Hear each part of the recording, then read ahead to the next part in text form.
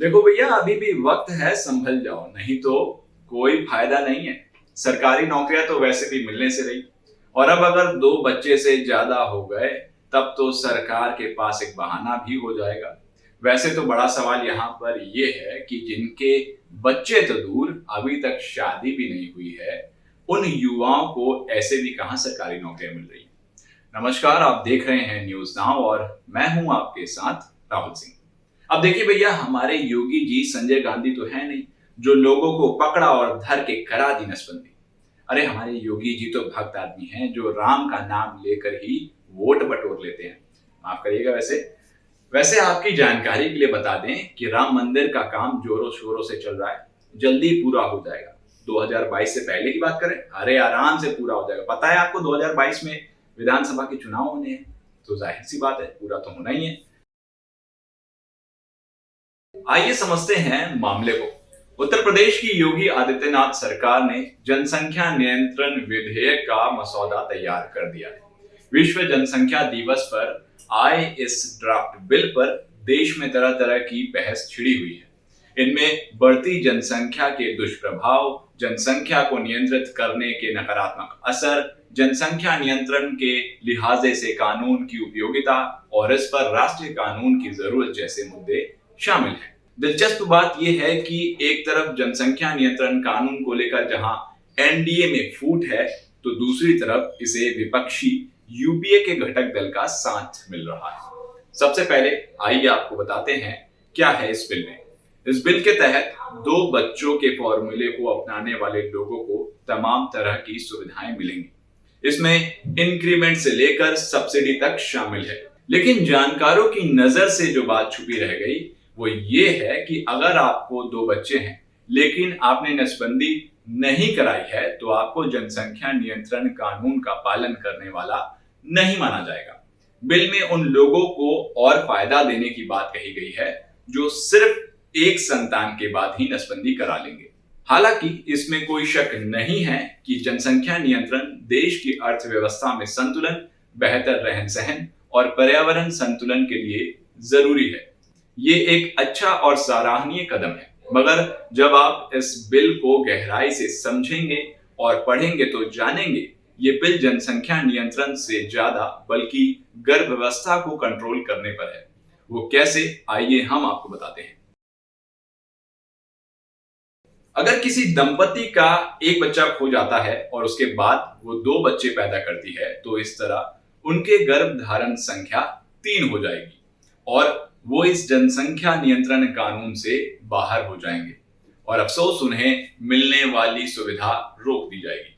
लेकिन अगर कोई महिला जुड़वा बच्चे को जन्म देती है तो उसके गर्भधारण की संख्या 1 ही मानी जाएगी।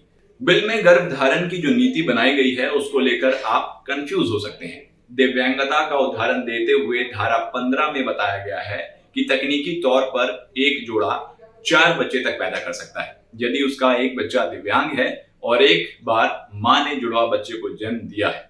कुल मिलाकर कहने का मतलब ये है कि आपको इस कानून के तहत जो सुविधाएं दी जाएंगी उसमें ये नहीं देखा जाएगा कि आपके कितने बच्चे हैं, बल्कि आपने कितने गर्भ धारण किए हैं। अगर 2 गर्भ धारण के बाद 3 बच्चे पैदा होते हैं तो कोई दिक्कत नहीं होगी। नई जनसंख्या नीति के तहत योगी सरकार का लक्ष्य है कि 2030 तक जन्म दर को 1.9 तक लाना है। लेकिन ध्यान देने वाली बात यहाँ ये है कि उत्तर प्रदेश में प्रजनन दर पहले से ही राज्य में काफी कम है।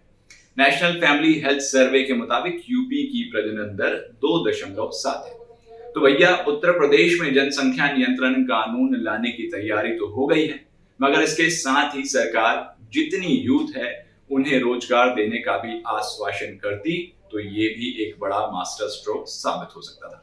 वैसे मास्टर स्ट्रोक से याद आया कि जनसंख्या नियंत्रण का मुद्दा योगी जी को चुनाव से पहले ही क्यों याद आया।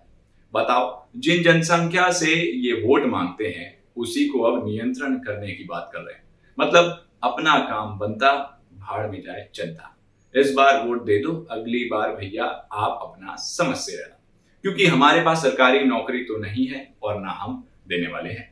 आपकी जानकारी के लिए बता दें, 2017 में जब योगी सरकार आई थी तब उत्तर प्रदेश की कुल आबादी 22.1 करोड़ थी, जो कि आज 4 सालों बाद 2 गुना बढ़ गई है, यानी कि 24.1 करोड़ हो गई है।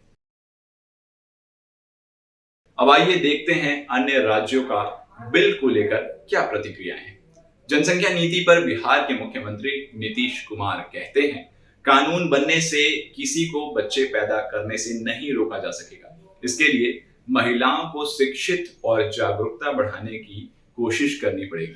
मतलब महिलाओं को पढ़ा लिखा लो, समझदार बना दो और पुरुषों का कुछ नहीं। मतलब ताली एक हाथ से बजती है क्या नीतीश कुमार जी? अरे भैया, ये लालू यादव की फोटो किसने लगा दी और ये रवि किशन की भी फोटो लगा दी? बताओ, 4 बच्चों की खुद। मध्य प्रदेश में बीजेपी सरकार के कुछ मंत्रियों ने राज्य में जनसंख्या नियंत्रण कानून लाने की मांग की है।